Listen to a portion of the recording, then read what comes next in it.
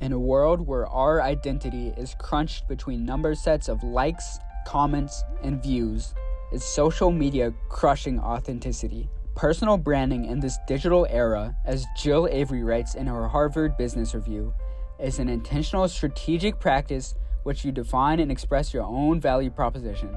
If you were to Google personal branding, hundreds of videos, articles, and infographics appear, all giving you detailed instructions to creating the most successful online persona. All of this points to the idea that self-branding isn't simply sharing who you are, but creating a thought-out, well-crafted version of us that appeals to others.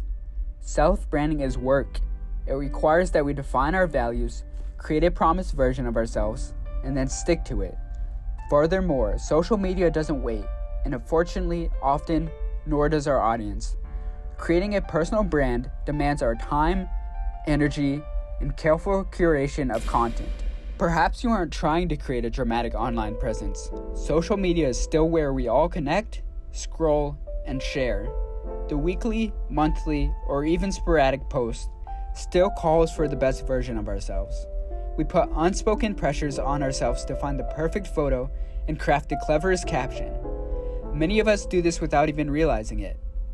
In a study done by Michael Pages and Galette Elon, they explore how professional profiles on various social media platforms were constructed by 100 self-declared consultants. The study was meant to explore the strategies used to construct an appealing professional identity while keeping balance between the self and the market. The study concluded that self-branding is innately promotional, and although it seeks to be authentic, it creates a paradox of an artificial construction of authenticity.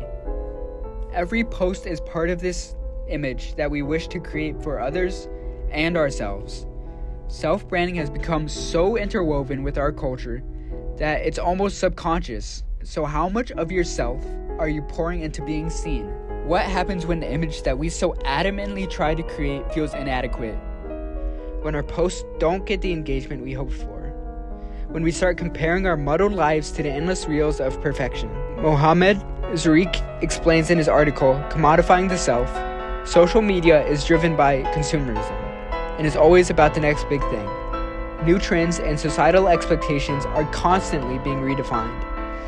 So this performance that has become us is now left to society's ever-changing definition of beauty, worth, and influence. And what happens when we do get the validation that we were searching for? When our account gets attention, when we get the likes, views, and visits. For a second it feels great, and then the pressure builds. We question if we can keep being this version of ourselves, because this version of ourselves is sufficient, and we're sufficient, right?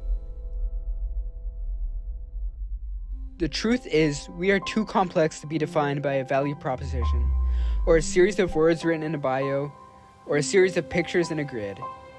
Authenticity is a messy journey of learning who we are within the greater plan that God has for our lives. Unfortunately, social media isn't built for authenticity.